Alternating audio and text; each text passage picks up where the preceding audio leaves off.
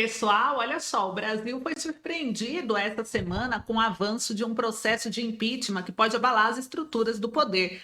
Fontes confiáveis indicam que a Câmara deu os primeiros passos concretos para investigar irregularidades que há muito tempo vinham sendo denunciadas, mas que permaneciam intocáveis.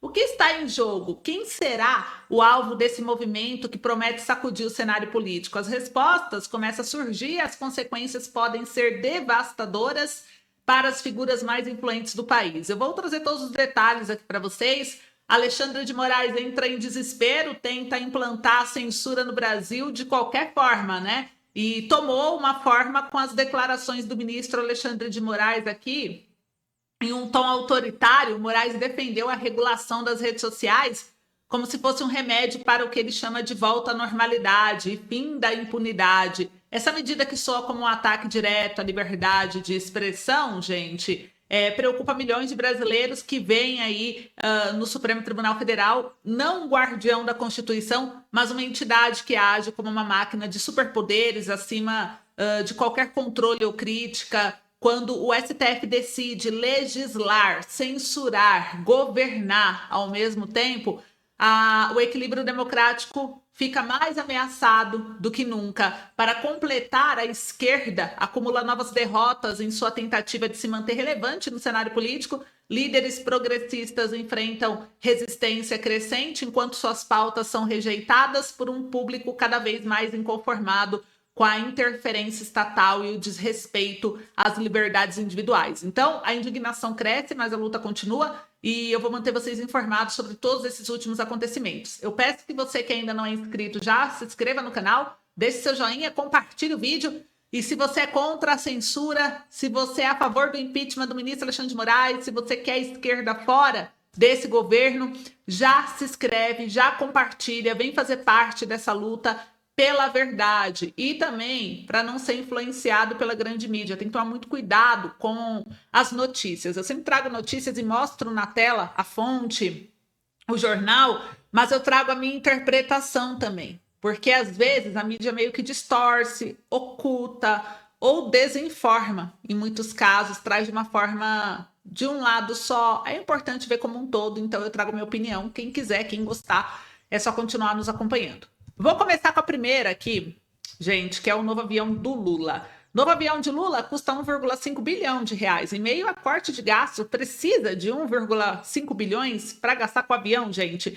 Ele pode chegar em 1 ano e meio, tá? A discussão sobre corte de gastos esfriou um pouco. O interesse do Planalto sobre compra. Equipamento avaliado é da Airbus, que faria todas as adaptações, com quarto de casal, banheiro, com chuveiro, salas de reuniões, ou seja, seria praticamente uma mansão, né? Não só um avião.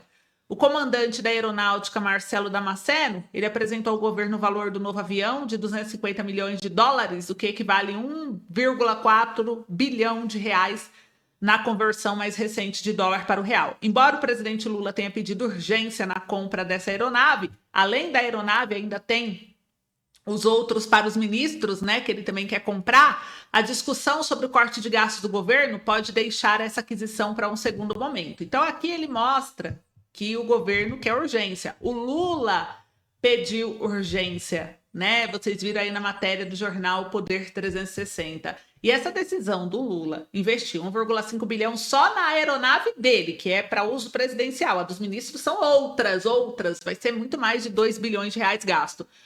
E um novo avião presidencial equipado com luxos, como quarto de casal, banheiro com chuveiro, sala de reuniões, parece descompassada com a realidade brasileira, especialmente em um momento de crise fiscal e cortes no orçamento de áreas essenciais como saúde e educação. Essa escolha levanta a questão: seria realmente necessário substituir a aeronave atual ou seria mais sensato optar pela manutenção e modernização da mesma, tal como se faz com um carro quando ele apresenta problemas? Comenta aí. E a aeronave atual, gente, ela pode ser mantida, na minha opinião. Eu não sou técnica, claro que eu não entendo, mas com base no que eu leio, do que eu percebi, o que eu acho, né? Já que o governo precisa ser mais transparente sobre os fatos e a gente precisa entender como um todo. Mas, assim como qualquer outro equipamento, na minha opinião, o avião presidencial ele poderia passar pela manutenção completa, uma modernização, já que ele quer luxo, né? já que ele se sente o rei, para atender às necessidades do presidente. É uma alternativa mais econômica e prática. Um exemplo de austeridade, né, eu diria. Em tempos de crise, o governo deveria demonstrar que entende as dificuldades enfrentadas pelos cidadãos e não ir em busca de luxo, como ele está fazendo. A possibilidade de um avião mais simples, né, se a frota atual não é suficiente, por que não considera aeronaves menos luxuosas, mais funcionais, compatíveis com a situação econômica do país? A economia de recursos é essencial. Investir em setores prioritários como saúde e educação tem um impacto direto na vida dos brasileiros. O avião não. Então, um gasto de 1,5 bilhão de reais em um novo avião poderia ser destinado a resolver problemas estruturais nessas outras áreas que são mais urgentes. Corte de gastos não justifica luxo. O discurso de contenção de despesa não se alinha com uma aquisição que, na prática, beneficia apenas o presidente e sua comitiva. Então, me desculpa, né? Precedentes de manutenção. Assim como outros países que realizam missões oficiais por décadas, o Brasil poderia seguir a mesma abordagem, atualizando sistemas de segurança e conforto sem necessidade de substituir toda a aeronave. E a sensibilidade social, né, gente? A compra de um avião de luxo demonstra insensibilidade às dificuldades enfrentadas pela população, especialmente quando milhões de brasileiros vivem com recursos limitados. Em vez de investir em soluções para problemas reais, o governo corre o risco de ser percebido como distante da realidade do cidadão comum. O Airbus A319CJ, que atualmente serve como avião presidencial, ele é funcional, já foi usado em missões oficiais, não tendo, na minha opinião, necessidade de substituí-lo por um outro mais luxuoso. Prioridades erradas em tempos de crise. Essa é a minha opinião. Eu quero saber de vocês aí o que vocês acham. Mas eu fico impressionada com a postura do governo diante da situação que estamos vivendo. Agora, uma outra informação que também chama atenção. Olha só, o Ministério Público diz que não cabe ao TSE julgar a ação de Boulos contra Tarcísio.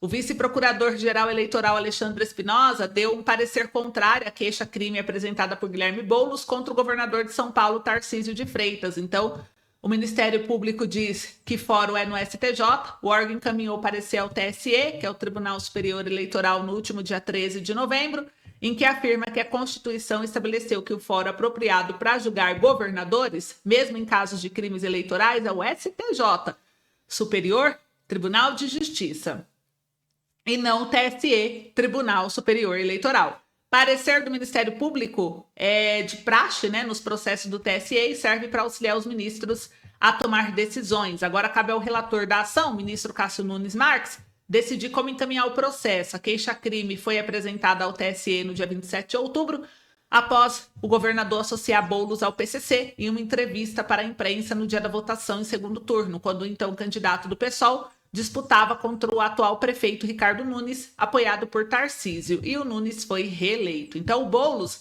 faz acusações de abuso de poder político e uso indevido de meios de comunicação. Naquele dia, Tarcísio disse, sem apresentar provas, que lideranças do PCC mandaram um salve para integrantes da facção com orientação de voto em Boulos. Segundo o governador, a informação teria sido recebida por ele por meio de uma ação de inteligência de autoridades policiais do governo estadual que teriam feito uma intercepção dos comunicados. A campanha de Boulos também entrou em uma ação na Justiça Eleitoral em São Paulo contra a campanha de Ricardo Nunes, e a ação, na primeira instância, pede a inelegibilidade do prefeito e do governador em trâmite mais demorado. Então, está ainda, vocês viram aí, repercutindo bastante essa situação do Boulos, Tarcísio, Nunes. Muita coisa pode mudar. Vocês acham que vai dar alguma coisa ou não? É só implicância aí da oposição. Vou comentando, enquanto vocês comentam, vamos falar aqui do Globo. Moraes, do STF, defende regulação das redes. Claro, né?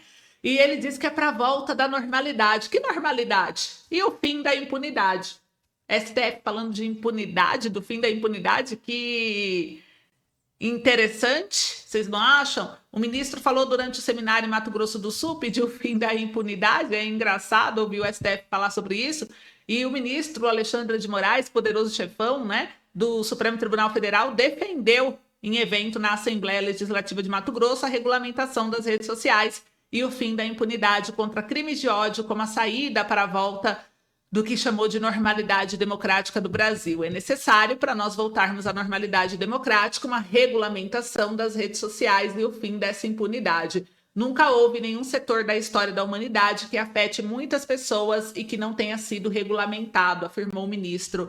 O Supremo julga 3 ações que podem derrubar trechos do Marco Civil da internet, culminando na responsabilização das redes sociais. A culpa é das redes sociais? Não, elas não pensam. Quem pensam são os humanos por trás das redes sociais, que sem nenhuma transparência dos algoritmos direcionam para cativar a fazer uma lavagem cerebral nas pessoas, gerando esse ambiente de ódio, disse o ministro durante o seminário. E segundo Moraes, a dificuldade na regulação das redes sociais existe, pois as Big Techs faturam economicamente e têm o maior poder político de geopolítica que se tem notícia na história. Nós que acreditamos na democracia, e não importa se é liberal, progressista, conservadora, não podemos permitir essa continuação de manipulação contra os ideais democráticos. O ministro do STF também citou estudos que indicam possível uso deliberado de algoritmos nas plataformas para direcionamento de interesses econômicos e políticos.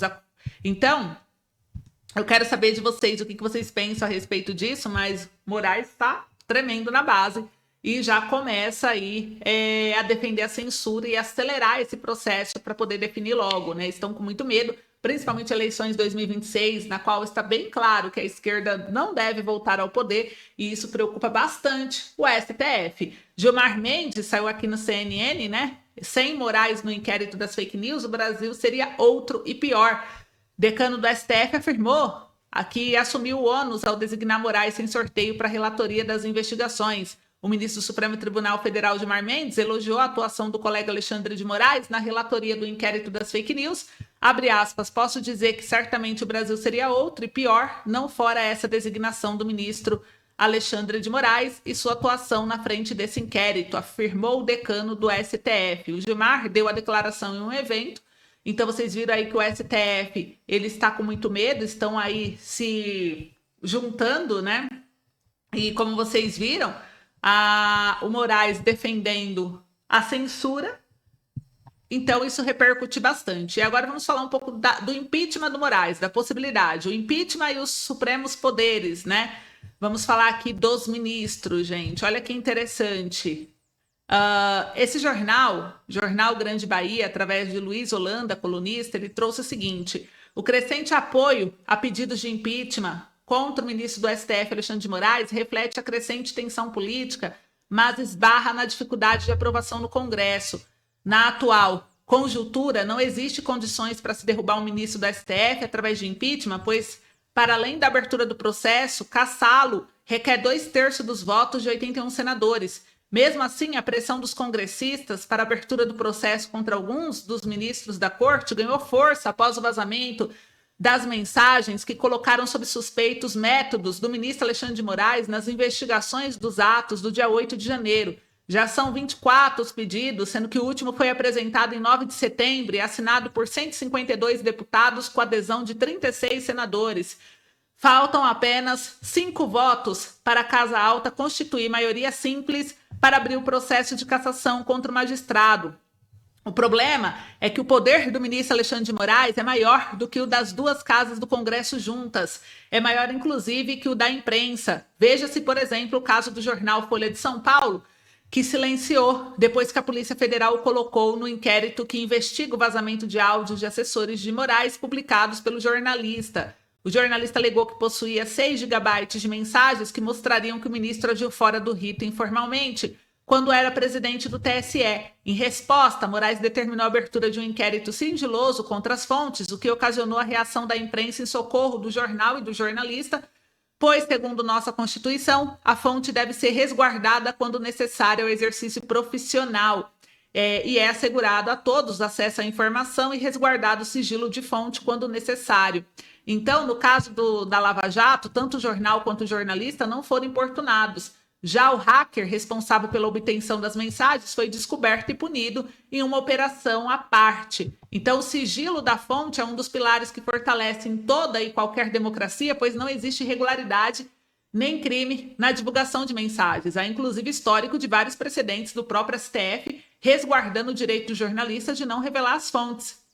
Em 2021, o ministro Dias determinou que autoridades públicas no Espírito Santo se abstivessem de praticar qualquer ato que visasse responsabilizar jornalistas pela divulgação de um suposto esquema de corrupção envolvendo o Departamento de Trânsito do Estado. Em 2019, em outra decisão sobre o tema, o ministro Gilmar Mendes beneficiou o jornalista Glenn, autor das reportagens da Folha sobre os assessores de Moraes. Mas o fato é que, atualmente, tanto o jornal como o jornalista estão em silêncio, muito embora os pedidos de impeachment contra o ministro continuem. Agora foi a vez do Jornal do Estado de São Paulo, que resolveu se manifestar após as explosões na Praça dos Três Poderes a respeito do comportamento do incontido ministro que, estufando o peito para mostrar suas credenciais de plenipotenciário guarda-costa da democracia do país, procurou, na pressa que o caracteriza, vender a ideia de que o atentado de um homem perturbado e com fogo de artifício transformando em bomba era um ato contra a democracia, sugerindo haver um elo entre o ato em si e o episódio de 8 de janeiro, já que as evidências demonstravam que o homem-bomba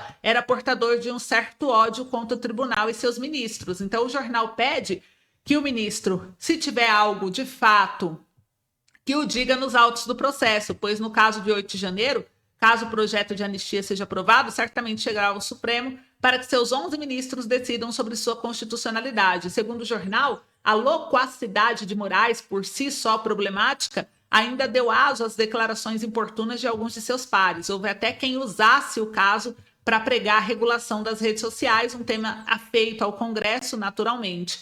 Mas é a título de defender a democracia, concentrar sua artilharia contra as plataformas digitais e politizar o STF, que Moraes concentra poderes em um grau que nem as leis, nem a Constituição o autorizam, sob o beneplácito do colegiado do Supremo. Realmente, o que está acontecendo no momento é que os ministros da STF falam sobre tudo e legislam sobre tudo, arrogando para a corte competências que jamais foram suas. Para muitos, Moraes tem hoje mais poder do que qualquer dos poderes existentes no Brasil, ou seja, um supremo poder. Então, Luiz Holanda, advogado e professor universitário, trouxe e eu achei muito válido compartilhar isso com vocês, porque eu também penso da mesma forma. E vocês, comenta aí para mim. Enquanto isso, impeachment de Magdala Furtado, Câmara de Cabo Frio toma providência. Gente, enquanto o impeachment do Moraes está rolando aí, o impeachment de Magdala Furtado, olha só, aparece aqui no jornal, avança na Câmara e Cabo Frio.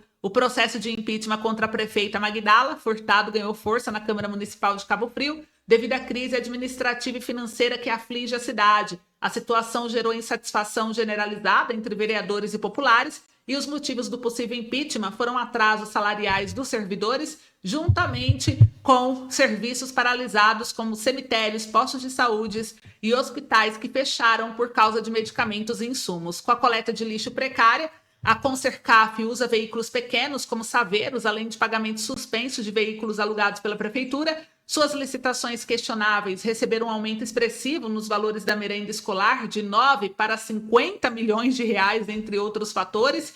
E uma fonte da Câmara revelou que o processo de impeachment deve entrar em pauta nos próximos dias. Se aprovado, Magdala Furtado pode ser afastada do cargo e tornar-se inelegível, impactando seu futuro político. Magdala Furtado assumiu o cargo após a morte do prefeito José Bonifácio. A crise atual pode ter consequências significativas para sua carreira política. Então, vocês percebem, meus amigos, que o clima está esquentando, né? E a gente vai acompanhar tudo de perto. Eu acredito que muita coisa vai rolar ainda essa semana, então fiquem atentos ao canal. Um beijo no coração de vocês e até o próximo vídeo.